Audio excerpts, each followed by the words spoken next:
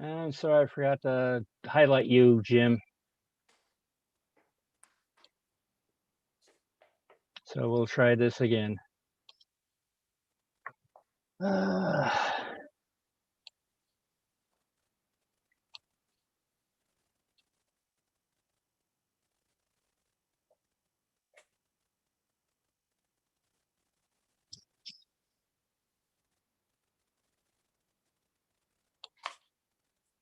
Oh, good evening, and welcome to New Tracks Meetup. This Saturday evening, I hope you have a great weekend. It's Good Friday, Saturday, and Sunday is a very, very special day. So welcome. I appreciate you coming this evening. I think we've got a great show for you, and I hope you really enjoy it. I want to mention that you need to register at our website, newtracksmodeling.com.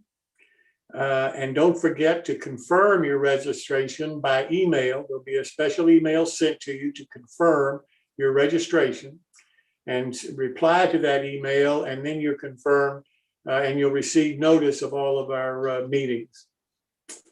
I want to talk a minute about the Build Along series. I was told last time that some of the people that have built the model with Greg and Chris may not have finished it yet. That model is starting his My Build on the 17th of April. Gaylord Gill and Randy Boschler are starting their build of Bar Mills' one kit on the 17th of April. Rick and Maureen Hunter are starting the build of their 30-foot King Truss Bridge on May the 22nd. And Bill Davis is going to start building a Steve Milley rail scale model kit in September of this year. In addition, Leadville Designs and Martin Breckville, who's an MMR, are going to be building one of Leadville's Designs kits starting in September also. I am looking for an in-scale manufacturer in this series, and we'd like to try to find somebody to do that. Build along with these modelers. They're spending a lot of time and effort coming, and the next My Build that Chris Gorse moderates is going to be May the 20th, and his modeling, and also Gaylord Gill and Randy Boschler and their modeling. And I'll just share the screen here. Is that up? I do not see it. Is it up now? Nope. Okay, why is share screen? Let me try to share screen again. Okay. Share screen. Oh, I didn't hit share. That's what it was. I'm sorry. Now, is that up now? Yes and no. All right, there you go. Okay, great. All right. Tonight, I just thought I'd pass along a little something I found that this is a normal terminal that you can attach with all kinds of wires. You have to hook them around, and it's a little awkward.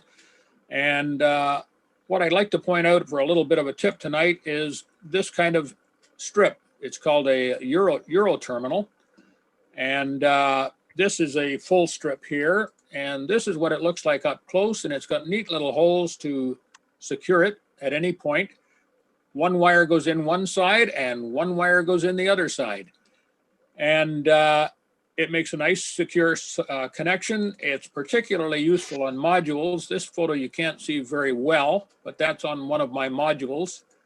And there again, a piece of it. You can cut these things up into various lengths and use whatever you need. And this again is on one of my modules. And here we go again. And the nice thing about this is you can alter things if you need to very easily at shows and this kind of thing without a lot of soldering. So it makes it very easy.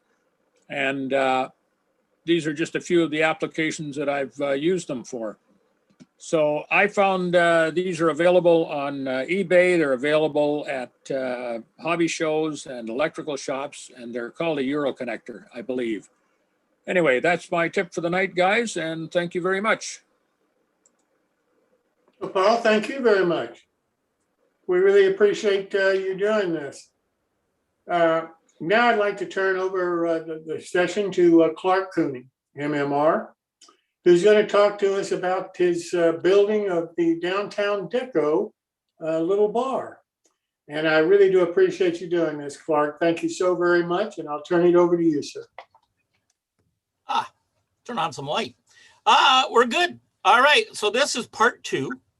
And actually, it's sort of part 3. We did the promo for this. And then we built the first part. And this should be part number 2, if we can get it to. There we go. Oh, I got to move you guys out of the way so I can see what I'm talking about. There we go. All right. So one of the things for any model is simply paint your structures. I've been to layouts where, they've assembled every Atlas plastic building and not one drop of paint on it. Paint your models, you'll get a much more professional look. And in this particular case, you have to paint it for this model. The paint samples that I've given you before are the just the Craft Mart or the Folk Art or Americana or the Smart to Craft or Craft Smart from Michael's, whatever the paint is, the cheap stuff is good. We're in this case, we're using some wine, some neutral gray, a little orange, and some milk chocolate and burnt umber. So now this is a change from the instructions. In the instructions, they tell you to paint the whole structure in the brick color of your choice. I prefer not to do that. I really like to paint the details sort of first and then the brickwork. And the reason is usually the details are of a lighter color. And the general rule that I follow is Hydrocal will absorb the first color. Even though we've sealed it to some extent, it will still take that first color on much easier, and it will almost repel the second color. Okay, so but we did seal it, so you should be able to mix the paint around to prevent that actually soaking in. But generally, I still try and follow this idea, and it's sort of the opposite to doing rock work. You don't want anything on the rock work. You want the paint to actually, or the stain to actually soak in. Okay, so here's a painting example. So the top rock work, sort of the detail stuff, was all done first. The brick then was painted. And when you come to the edge, if you don't get very, like, you're afraid to get the paint onto the sort of random stone, don't worry about it. As long as you get close. We're gonna cover that anyway with a wash, and you'll never see it. Okay. And that's what ties it in. As I said, so we're using a light gray, an orange, a milk chocolate, burnt umber, and the black. So this is a technique. Washing or wash is it's really to highlight the shadows by allowing a thin mixture of paint. And what happens is the darker colors flow into the cracks and crevices. And you want to brush it over the whole entire area. The color will sort of fall off the high surfaces and stay in the cracks. Now you have to be a little careful with this. You have to make sure it's thin. You don't want a lot of pigment in that wash, or else you're just painting rather than washing the surface. So to apply the wash, you want to drag your brush with a watery, real watery paint away from the, in this case, we don't want to do it on the foundation. So we're going to go across or away from the foundation. And you don't want to drag the brush the length of the brick. You want to go across the brick, and you want to really go from top to bottom on your brickwork. This will deposit the wash and the cracks and the depressions. And if you got it a little uneven, and I'll show you when we do the little live demo, you can just add a little water. But remember, brick is not totally even. One thing that a lot of people don't know, when brick buildings are built, there's usually two types of brick involved. The sides and back are usually what they call builder's brick. It is the cheapest brick that the contractor can buy. The front is usually an upgraded brick. And you'll see a difference. You'll sometimes even see a stark color difference in the front of the building compared to the other three walls. So you want to make sure you get this fairly even over the surface. Now, sometimes you'll get, if you have a little dirt or something in there, it will eventually leave a ring or get splotchiness. That really isn't all that bad in brickwork. If you're doing something else, it's a bit of a pain. So just like when you wash and wax your car, you know, the bead droplets, if there's a little dirt on it, you'll see a ring. And that's the same sort of effect here. If you really find you're having trouble moving the paint, you can add just a very small drop of dish soap, and that will remove the surface tension, and you can, you know, move the paint around quite a bit. So it's important to consider how the structure is positioned when you're applying the wash. You want the wash to go from the top to the bottom of the structure, because the bottom is where the dirt is going to collect. So if you kind of have the structure upside down, you're kind of doing it the backwards event. You were going to have more dirt at the bottom or the top of the structure. So just be careful of that. So when you're finished sort of washing it, you want to sit it in the upright position of the structure, the way the structure should be. And usually with this real small building, you can do the whole building, but sometimes when they're bigger, you can't really do all the walls at one time. So that's okay. You can just keep adjusting that. And if you use a hair dryer, you can dry them off and then, you know, handle the wall or the building. Now that's why we didn't put the roof on or anything yet, because we can slide our hand up into that building to make it a lot easier to handle. So capillary action, cupola action, whatever you want to call it, is the tendency of thin fluid to flow into the cracks. And we're going to use that technique for toning down our building. So one of the things, a little secret that was passed on to me was, if you wet the brush just with water and put it onto an area, and then when you apply your wash, it tends to stay in the area where the water was.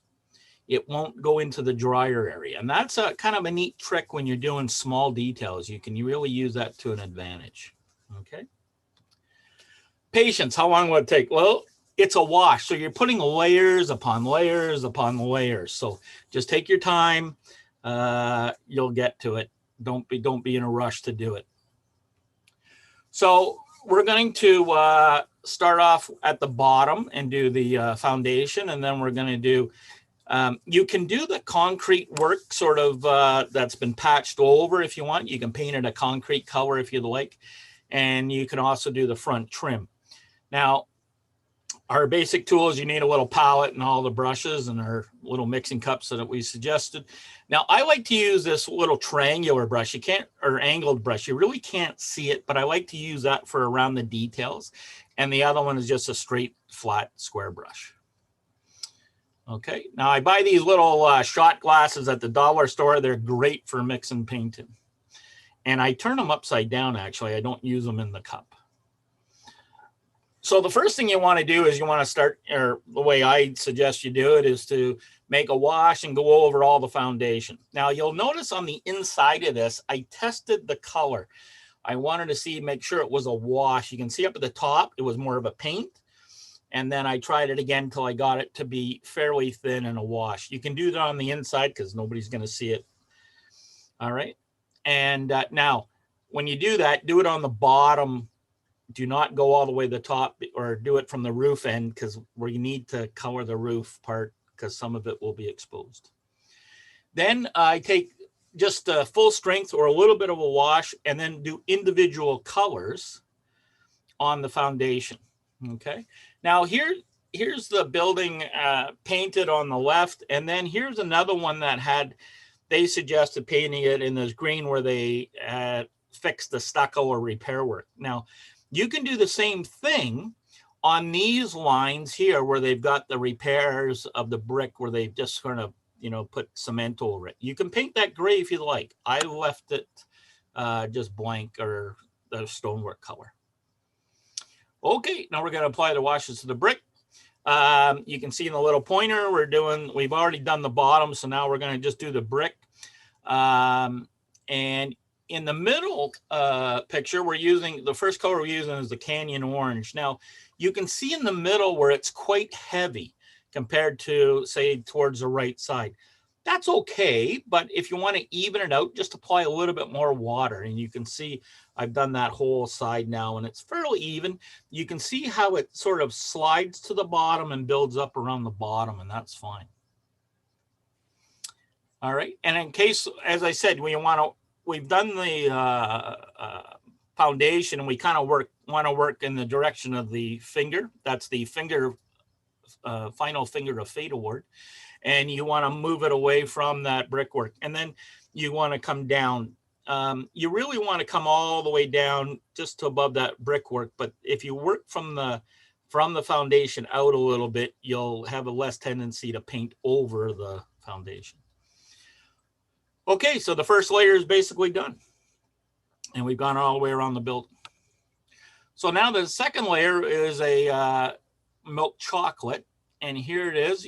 We put the first wash of milk chocolate on. You can start to see it's turning darker brown. You can really see the details now starting to pop out.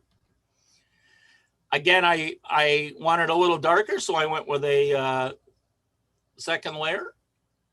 And then I let it dry a little bit. Now, I also painted the upper trim with a light gray. And I actually put another wash of brown on this again. So I actually did 3 layers myself because I wanted a little bit darker. Now, we're doing our third color. I'm using burnt umber here. And this should be very, very thin. There should be just enough color in it. Use a wide flat brush, and you're going to do the whole wall. You're going to do the foundation, everything. And what will that do? Well, it's going to close in any of the little white areas that maybe you missed because you didn't want to get too close to the foundation. And I like burnt umber as an application in this because it's a little warmer to your eye as compared to black. So I like that on the foundation as compared to the black, which is really a cold color. And it I don't know, I find the little warmer burnt umber in the foundation and that lighter color makes it just look nicer. That's my own personal comment. All right, so here's the third layer. You can start to see now some of the burnt umber, and you can see the details are really starting to pop. And you can see the burnt umber now has gone in the crevices for the foundation. Fourth layer. Use a little bit of black again. You're going to do the same process. You're going to do the whole wall. Now you're going to wait till every color is dry. You can use a hair dryer. It only takes 2 or 3 minutes to dry these little building off. And then you can apply the black. And again, you want it very thin. Black is very potent and will really show up on the model. Okay. Now you can add as much as you want to intensify the colors, or you can add more colors, or you can put more black on to make that building to what you like. That's one of the big advantages of doing a wash, but thin, you can apply it as many times as you want and it'll slowly get darker. Now, you also want to paint the inside of the structure on the roof to the lowest point, which is down here. Now, I just put a real light coat on this. You want to get it a little darker than this just to show you guys what's happening. And then you're going to let it dry. And at this point, we'll move on and I'm going to try a little live video and we'll see what happens. I want to show you how to actually do the paint. And I'm going to leave this one.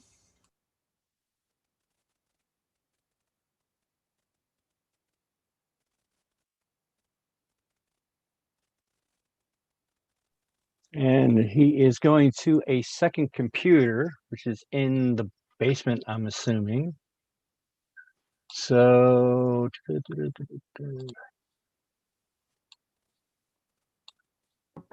All right, you guys got me?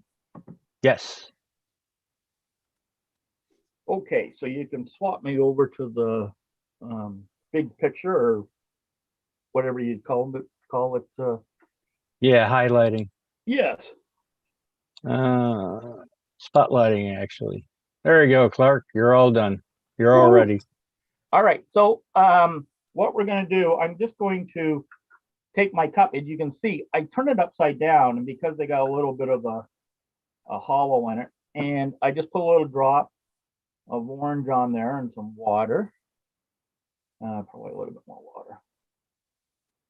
And then I'm going to take a fairly flat brush and just kind of mix that up. And then again, we're going to just test, see how orange that is. That's way too thick. So we're going to add a lot more water. Now what you can do, I'm going to flood this, so I'll put some water over here. I'll just take some. So now, that's better. Okay, so now I haven't painted the brickwork, which is I don't know if you guys can see that, but you can see the foundation here. So we want to stay away from the foundation, just kind of paint up. Now you can see it's very, very light. Okay, and see how that water beads up a little bit? That's because of that sealant we put on. Now, if you do get it on really heavy, not a problem. Put some water on, move it around, and you can even use your finger and kind of smoosh it around and get it fairly even. Okay, does that make sense? So that's how you're going to do all the other colors, basically. You're going to let them dry, and we'll just keep applying them. As you can see on this one, we've got a nice shade of brown, and you can see where the patches are. And we have the black is coming through. And down here, we have all the foundation done. And, you know, I've highlighted a few of the bricks. Okay.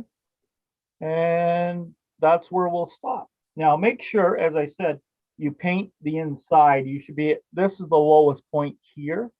So you should be about a good 1/4 inch down straight across so that you're painting that whole inside. Okay.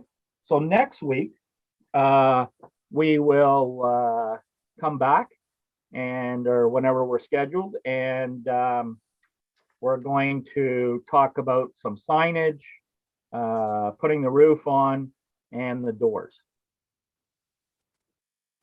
And that's it for tonight. Any questions?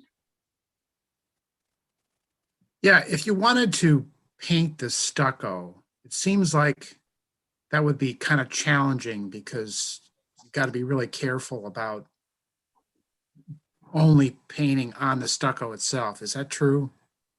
Actually, it goes pretty good. It's pretty easy. You know, it is raised a bit.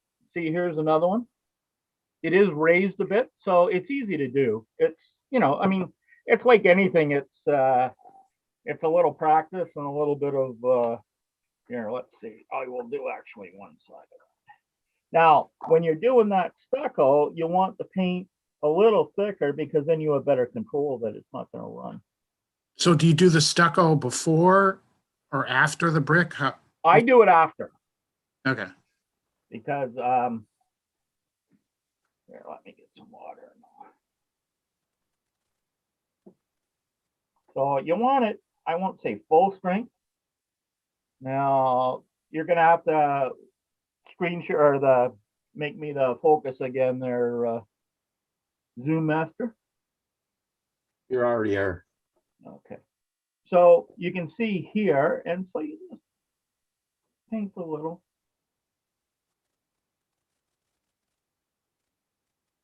You know, that's it. So is that a thicker wash you just put on there? Yes, that's not full strength paint, but it's probably about 60% paint. Okay.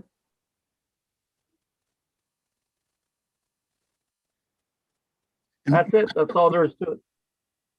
what color did you use on the foundation again? I used sort of a neutral gray, or well, actually, this one's a little bit of a greeny gray. It's called prairie sage, but a light natural gray is all you need.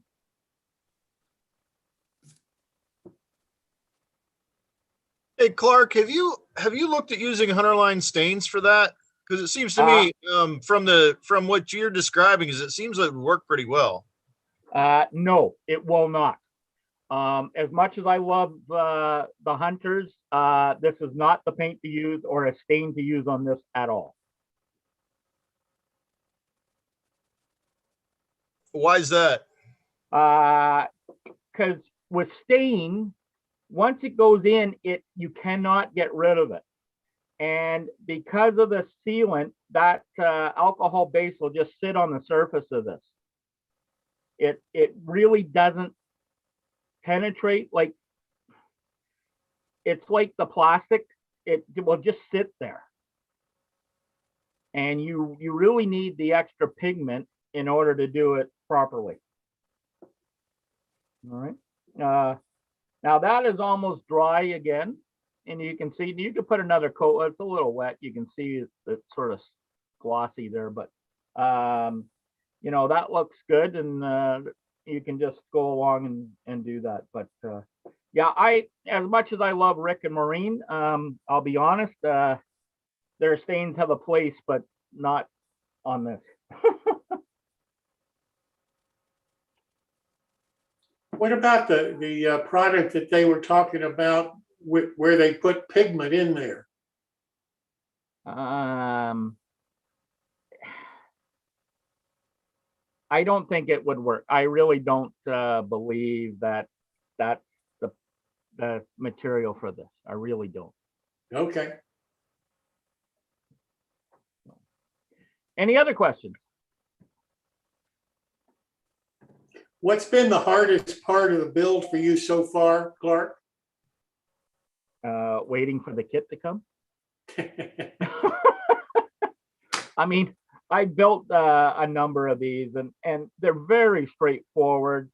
The biggest thing with these is for the painting, you know, like here's this other one where you've got all this brickwork and then or actually that's like random stone up here, and then you got brick, and then you got all this stucco sort of put over it. It's really just layering. And if you there's no windows in this door, so there's no need to cut it out. I just paint it black. But you know, all this brickwork, that it's just time consuming, and there's no real trick to it. Hold on, I have another building. How many buildings do you have? Tons. That's my unfortunate, my soft spot is buildings. Okay, so here's another one that's just got its first layer on, and this has got 4 stores in it. So that's actually 1, 2, 3, and 4. So they've just got the first layers on. I haven't got to the burnt umber to tone anything down yet. All right. And you can see you don't need it too even, because once you pull in that burnt umber to take it out. Now here's one. Here's all the stucco around the back of this building, around the brick. All right. But when you tone it down with that burnt umber, and then put another 2 or 3 layers of that on, and then a black wash, that will tone all this down. Okay.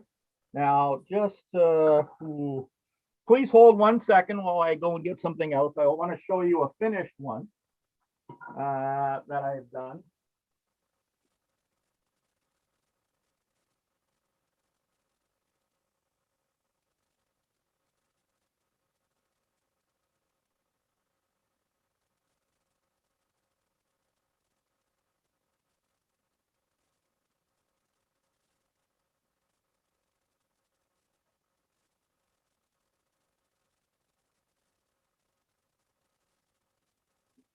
Sorry about that, you guys, but I'm in 2 different rooms. I'm in the layout room, and then, so this is now an N scale one of that same building. Okay.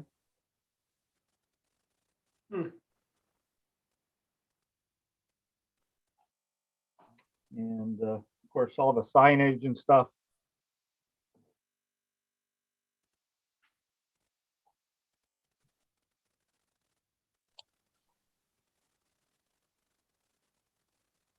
I got a All right. question from the chat room wanting to know what kind of intermission music that we should be playing while you go to the other room. Actually, it should be a pizza commercial. Mm. But that's the that's an N scale version of that other one I showed you that I haven't put any, you know, it just got the first wash on it. Any other questions? Well, Clark, thank you so much. I really do appreciate it. You're really opening a lot of eyes, I think, potential for these kits. And I really do appreciate you doing this. Oh, you're welcome. I've enjoyed doing this. I haven't built one for, I don't know, a couple of years, but they're really pretty easy. You know, they go together very, very easy. And the big thing is just to be able to paint them.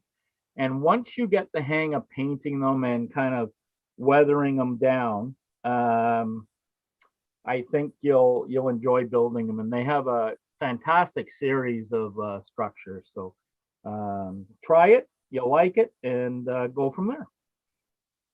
Thank you so much. Look forward to seeing you next week. All right. Well, next I'd like to introduce our featured model, Will Anon. Will and I met a little while ago, and I was really impressed with his modeling and conversations that we had. And I decided that he needed to come and talk to you all and show you his great layout. So Will, thank you so much for being here this evening with your wife. And I'll turn it over to you, sir.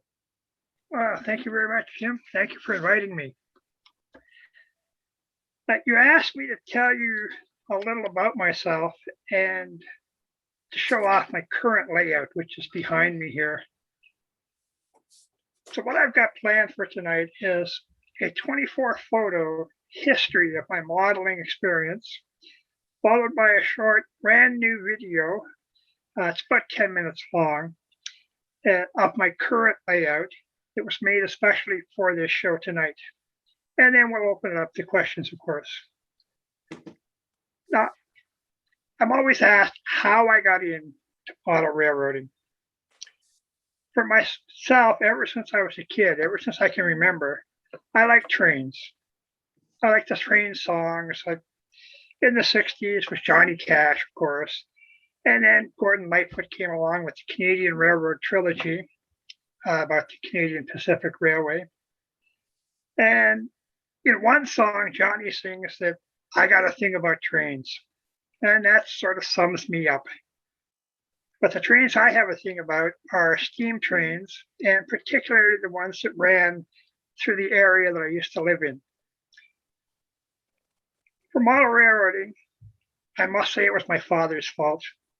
He was a model railroader, and through the 60s and 70s, we did layouts. In this picture, I'm in the cowboy hat, and my father's got the back to us. He hand laid all this track, and in the 60s, the ties came on a big spool of fiber rails. And I can remember when it came to turnouts, he went and purchased a turnout, one. He said it was way too expensive. So he took it apart, put it back together, and from then on, he hand laid his own turnouts. That's the type of fellow he was. Now, back in 1974, I was hiking with a friend in the Caledon Hills. I was on a trail passing through the town of Cataract when I noticed a large path heading off to our right. We decided to follow it, and not too far along, we found a large circular depression, and it turned out to be the base of a turntable that had been removed in 1932. This got me interested as to why there would be a turntable there. Shortly after that, I found that a local book publisher put out a book by James Philby entitled The Credit Valley, the Third Giant. It seems that the Credit Valley was the third railroad out of Toronto, and it was the first one to be done in standard gauge. Well, after reading the book, I was hooked. I knew that was the line I wanted to model. I played around from time to time, and I moved from one home to the next. Didn't really have room for a layout, did a couple of dioramas, until I was 50 years old. Then, like I said, a couple of times I'd set things up in the 80s and that. But it wasn't until 2004, when I turned 50, that my wife at the time and my parents planned that I should get back into the hobby. This time, because we still lived in an apartment, I only had a small 11 by 6 space, one side of our living room. I decided to check out N-Scale, loved it. It worked, and I have this plan, and I started to build. Work on the first layout was slow. At the same time I was constructing it, I was trying to get a new business off the ground, computer repair shop and model railroad shop in one. It was at that time that I started to do a website work, and one of the businesses that I was buying my models from, RS Laser Kits, this is a sample of their work here.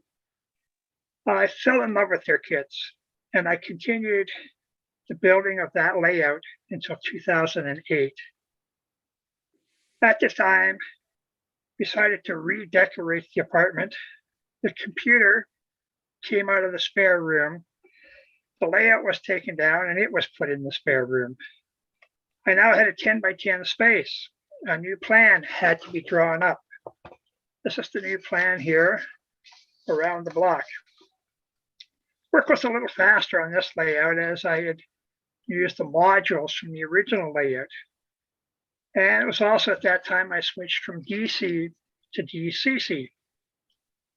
This time I actually completed the track work and the wiring and was able to paint the fascia and put up the curtains underneath to hide all the junk. I was even actually going to run trains on this layout. Well, for a short time anyway. It was in early 2011, I had to make a hard choice to put my wife in a home. She'd been having health issues and she reached the spot where she could not be left alone and she needed full-time care. So to save money, I moved from the large apartment into a smaller one-bedroom unit. The train layout was carefully dismantled and it was stored for a while. Between 2011 and late 2016, I became a virtual modeler, working on plan after plan for my ideal layout. Research during the time was all I seemed to do, and I wanted a layout that ran from the northern terminus of the Credit Valley Railroad at Orangeville south to Cheltenham. And the brown line on the map here is the Credit Valley Railway. It was not until late in 2016 that I decided to move back into a larger apartment. So once again, a track plan for a new area had to be developed. Being single, I decided to take up my living room and dining room for the layout.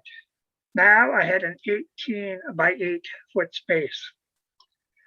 The result was a 2-level layout with 4 stations on each level. The layout was done in a shadow box effect similar to my current layout. Photo 12 shows the one end of the layout. The turnouts were to be controlled with toggles and LEDs, indicators that were mounted on a control panel on the valence, as shown in this picture. As one would imagine, a helix had to be created. I didn't like the slinky type with ring on top of ring, as it was hard to see the locomotive as it was climbing. An article in one of N-Scale magazines showed how to make a helix into a mountain. But the bridge coming off the top just didn't look silly. It looked silly to me, I'm sorry. I had a friend, David McKenzie, helping me with the layout, and after discussing the helix, we decided to turn the mountain upside down and make a quarry helix. I'll talk about this in the film in a little while. In 2019, I thought it was time to move again. So this time the layout was carefully taken down, and this one I constructed modules. The new space was about 16 by 9, so a new plan had to be drawn up and some of the modules had to be cut to a different size. Once again, the 2-level layout was redesigned and assembled. The issue this time was that before the end of the year, circumstances developed so that in December of 2019, I was moving yet again. This time the move was to a different city, over 1,200 kilometers northwest of my current location. This time the entire layout was taken apart and packaged for the big move. My new lady and I moved into our new home in December 2019. The basement for the house was one large unfinished room. It took about 3 months to build the new train room, and with it, once again, a new track plan.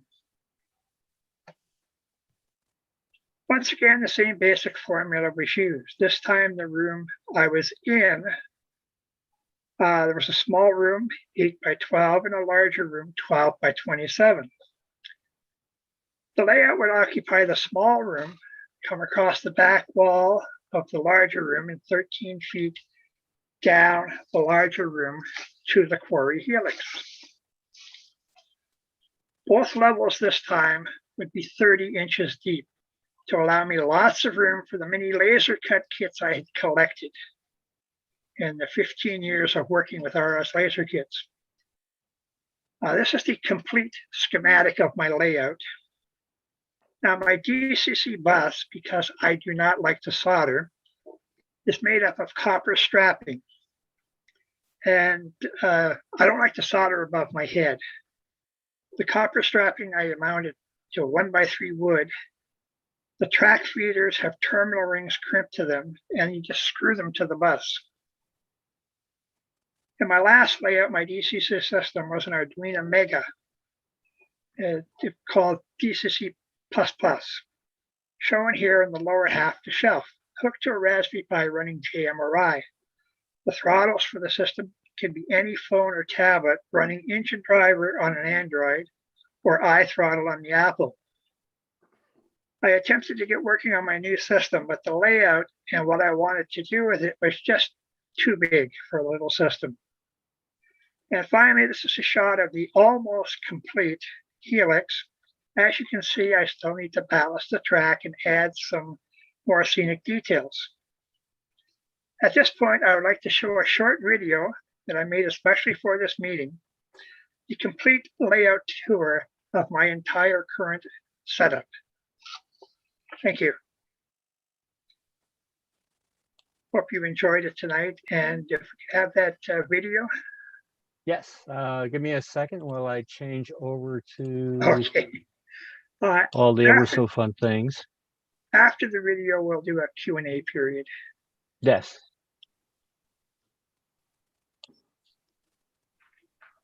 This is the 5th time I've tried to create this layout. And since we own this home, I think it'll stay for a while. There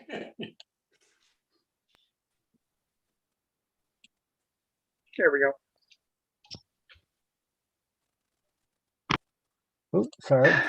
Jim wants me to tell you about my layout. I moved to Thunder Bay in December of 2019.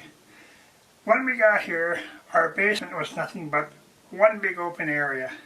We had to create a train room and create a layout. And I've been at it now for about, 13 months. Come into my layout. Come on in. As you can see, we've got a crew lounge to start with. Couch here, Trainmaster's TV on the big screen. Lots of model railroad supplies, paint and scenery over on this side. And we've got a layout. The one thing Jim mentioned when he saw some of the pictures of my layout was my helix. The helix, we decided I didn't like the slinky type because it's hard to watch the train in the layers. A fellow at one of the InSkill magazines had a wedding cake type layer, but then when you get to the top you have to go across a bridge to get out of it.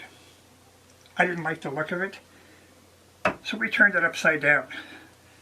This is our quarry helix.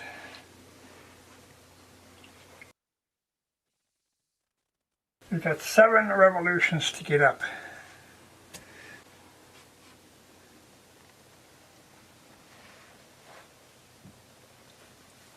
You can see at the bottom there, the little guy is fishing.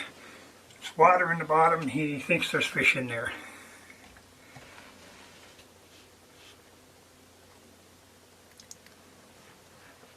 And if you come around to this side and have a look, this is how we did it. The helix is made out of 1 sheet of 1/4-inch plywood. We did a spiral cut and then just let the layer go down. How I filled it in, this is all quilt batten. It's glued to the edge of the various layers. And inside I used 3 different kinds of Woodland Scenics ballast, cinders, brown, and gray to make the quarry. Now, up until a couple of weeks ago, I did have a DCC++ system here running on the Arduino, till I found out it did not have enough power to handle a layout this big with the number of locomotives we wanted to run if I had a full complement running operating sessions. So I'm switching over to Digitrax. The layout is 13 feet from the quarry to this back wall, 20 feet across, it's 12 feet along this wall, and I come back 4 feet. The layout actually starts here. This is around Matheson Farm, named for a dear friend who passed, Robin Matheson. He did all these buildings here. The 2 tracks at the back are my southern staging, which represent Toronto. And then we go through around the reverse loop,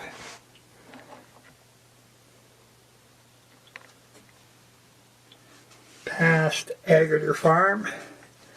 This is Cheltenham right here. That's the first station stop.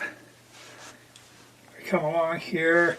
This would be the location for Garner Farm. That's my cameraman tonight, Scott Garner. Thank you, Scott. Into Boston Mills, which is the next town. There'll be a mill back here, and I'll use my Arduino to get the mill wheel going. We come around to Philby Farm. James Philby was the author of the Credit Valley Railroad book, and his family also had a farm in Boston Mills. Then we come around our corner, we run into the town that it's now called Englewood, but back in 1900 when my layout is set, it was called Sligo Junction. and it was the junction to the Hamilton Northwestern. It's a fair-sized town, as you can see from the cutouts on the floor plan here.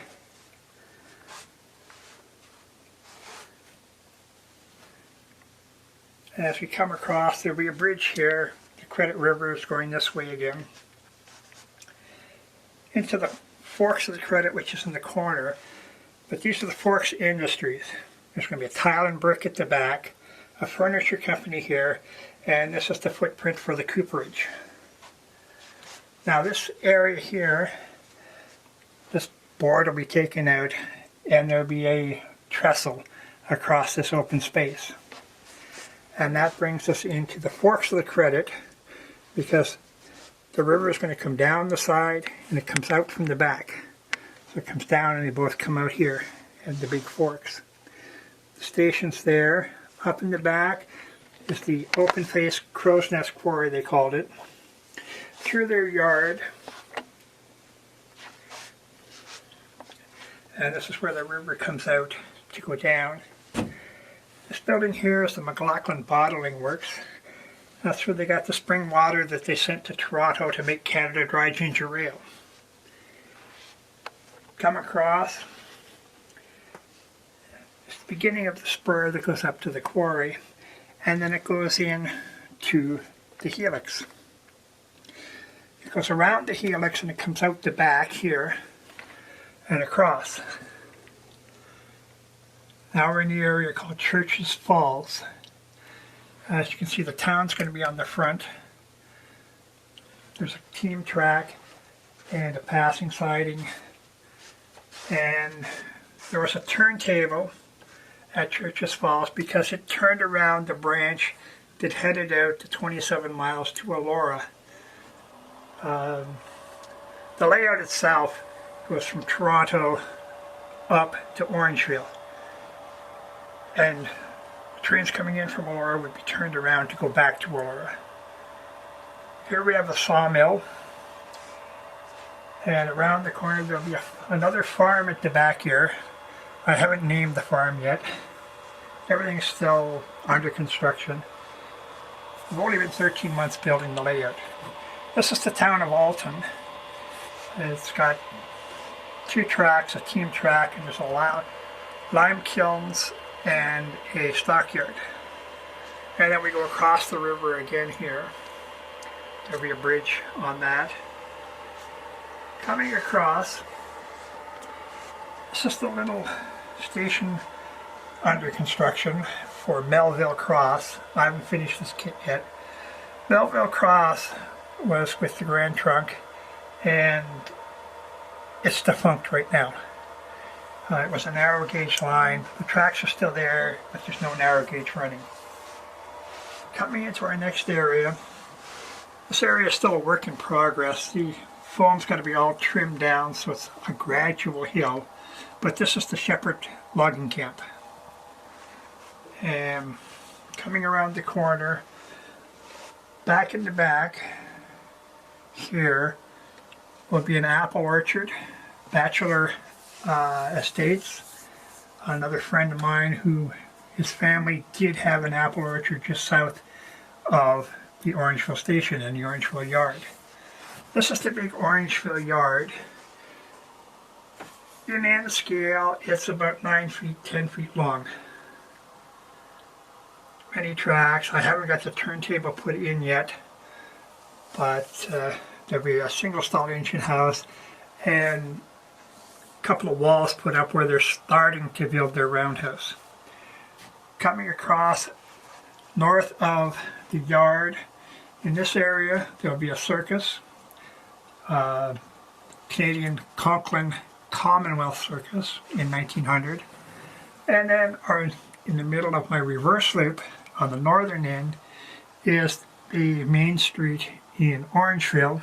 They called it Broadway because from storefront to storefront was 100 feet, and they did it that wide so that the farmers could back their wagons up to be loaded on either side and still have room for a wagon to go down the middle.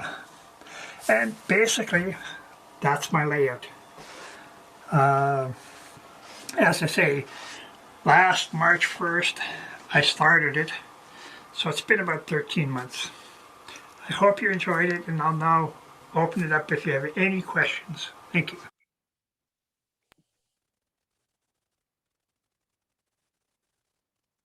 Okay, that's the new layout. That's amazing for 13 months. And I think the only one that has seen my older layout that's here tonight is Clark. Are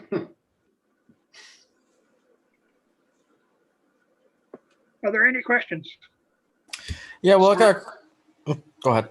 Sorry there, Will. Maybe I missed at the beginning. What's the era of your railroad you're doing? I think I saw 1900. 440, 1900.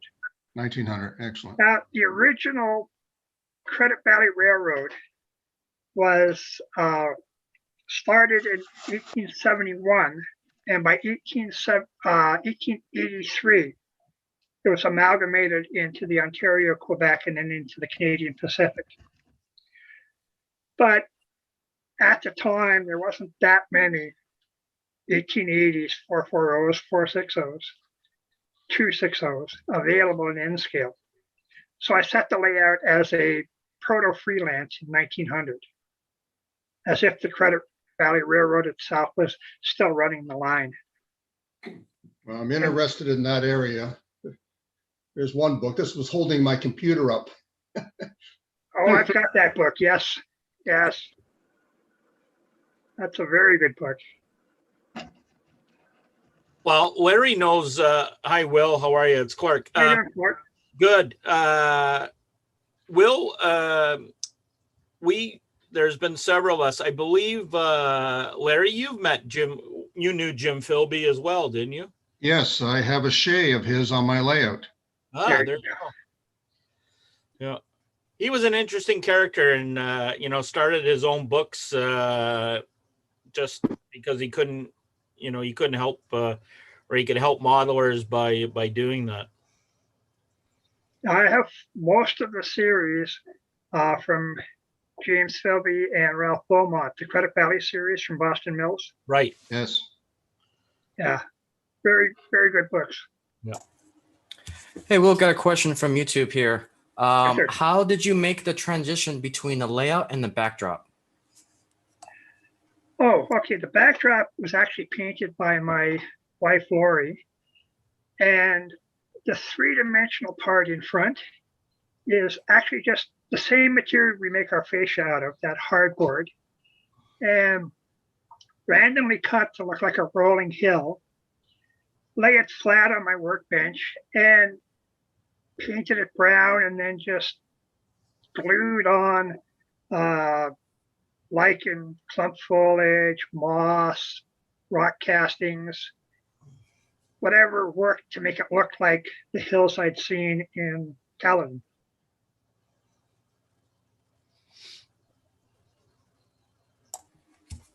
Nice. And I got a personal question too. I was curious, from all the time that you moved your layout, what tips, tricks, and advice would you have that you know now that you would have wished you've learned the first time you moved your layout? Well, That's funny. each time I moved, I sort of lost things along the way, damage. What I would have done in the first layout was made it all as modules, 100% modules, as like a Fremo type of module, and wired each individual section, joined it together with, what the Muskoka Club uses is the trailer lighting kits for automotives. Those 4-wire plugs. They wire it up with that.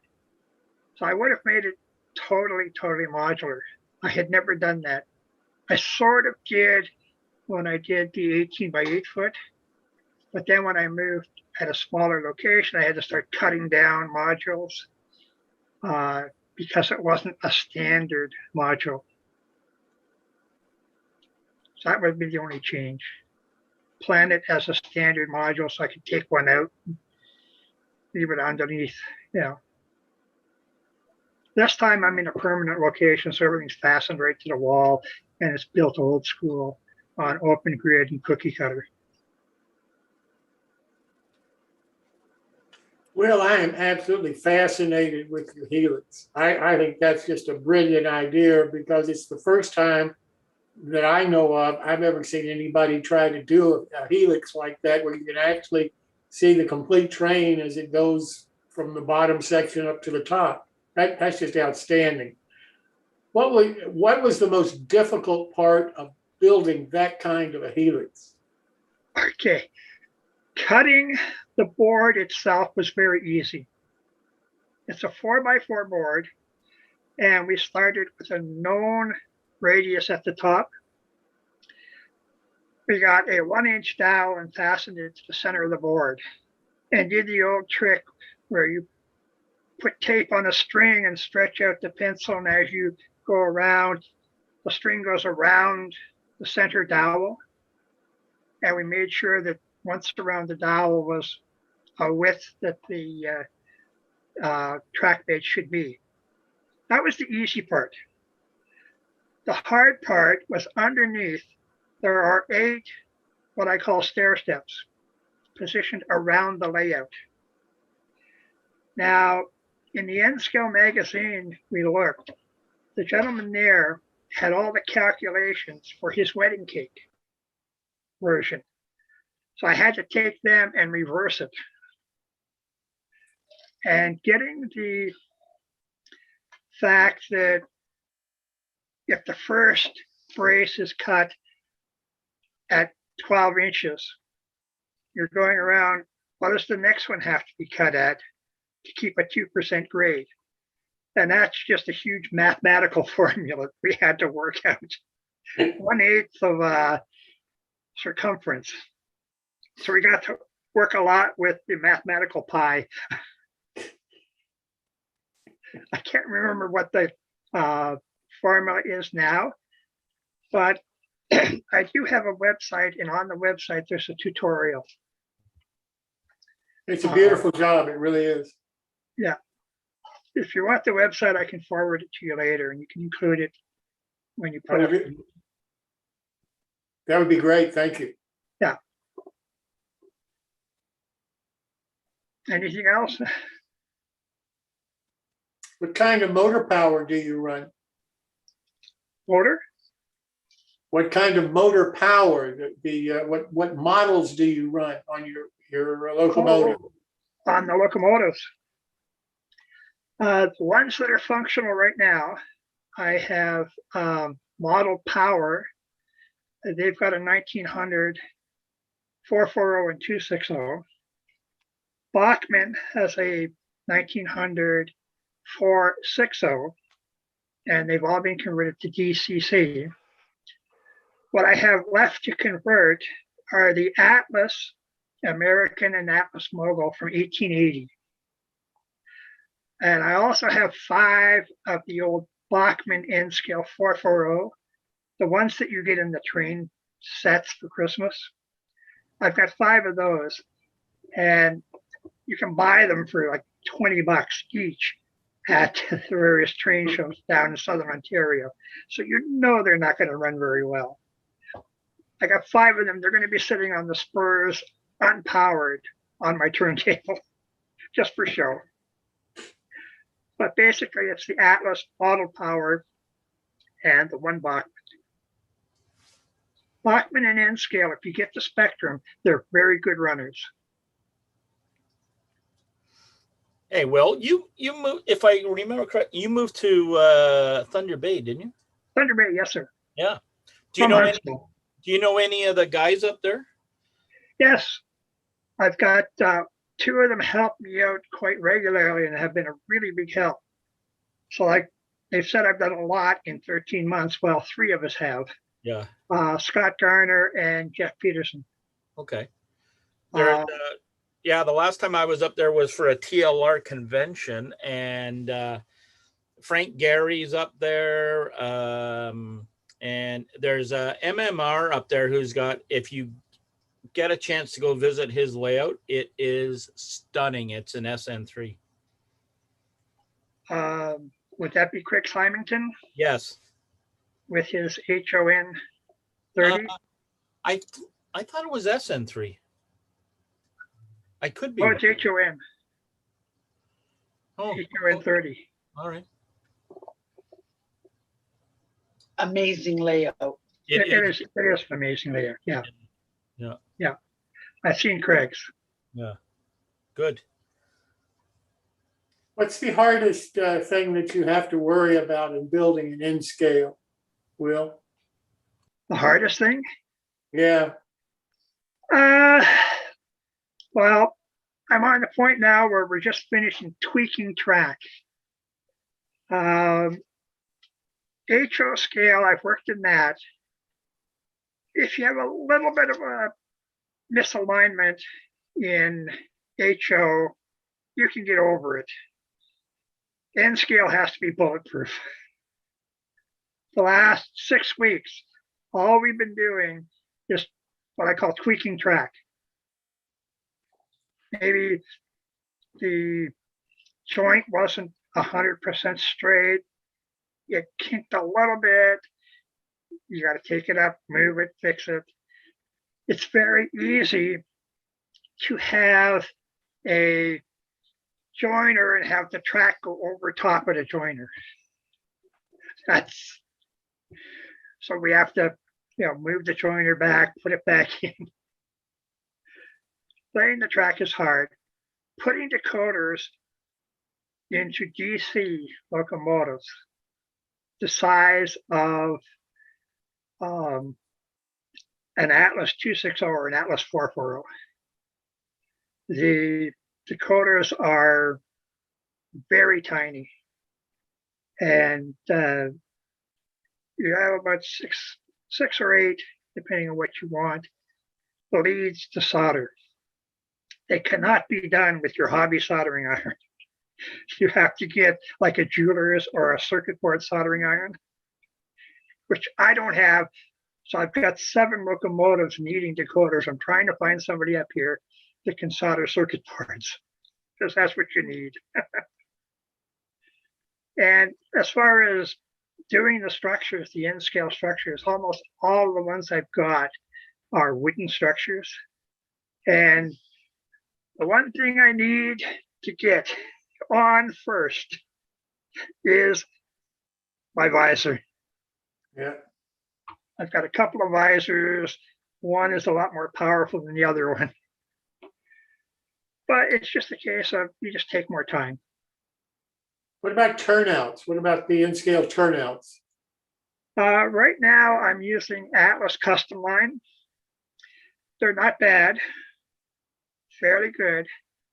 A lot of people will recommend the Pico ones.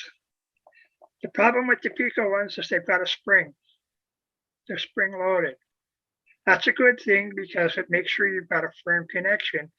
It's a bad thing if you're trying to use a switch machine.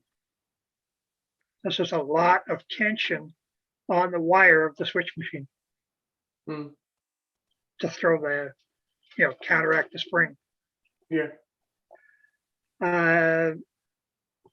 In the future, when I have a little bit of money saved, I have a plan to pick up the Fast Tracks jigs and make my own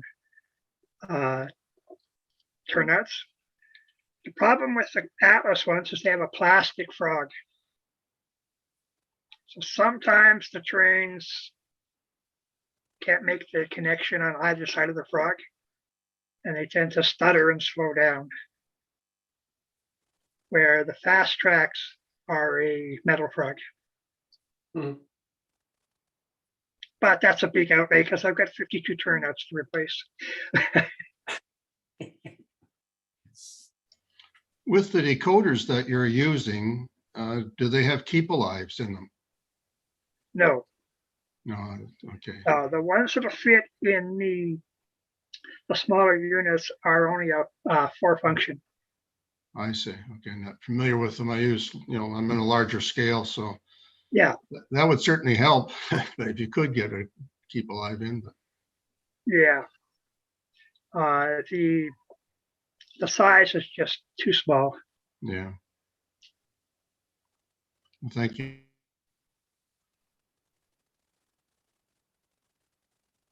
Any other questions for Will? Hey, Will, you That's it. did miss a photo with the layouts. I guess you're using the LED strips. You want to talk about them? Which one?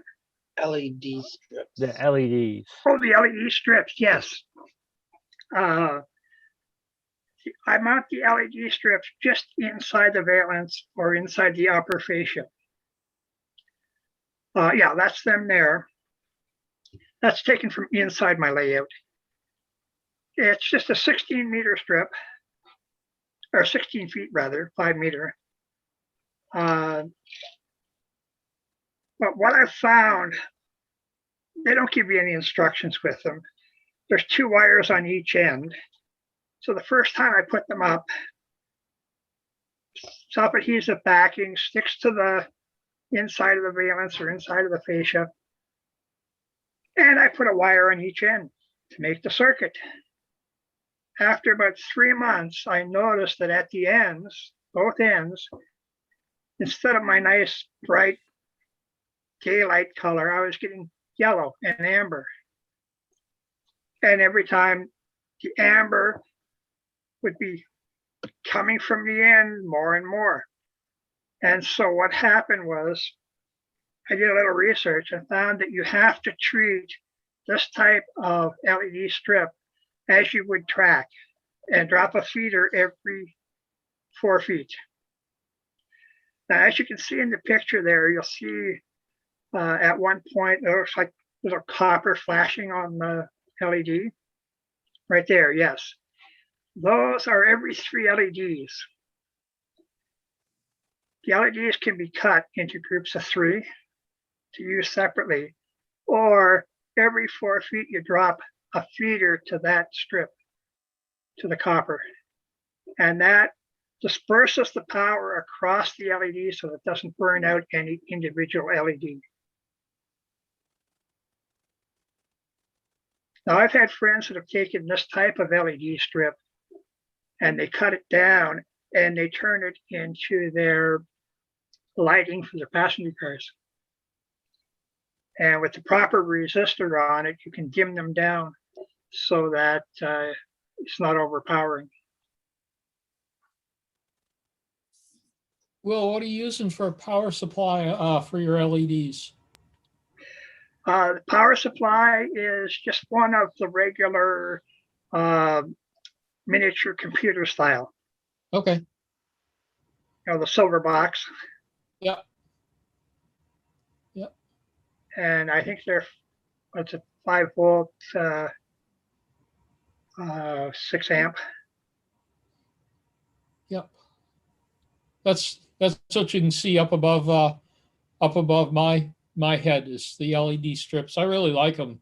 Makes really nice light. Yeah. It lights your layout up very nicely. A lot of light. Yeah. Now the ones I got are very bright. Mm-hmm.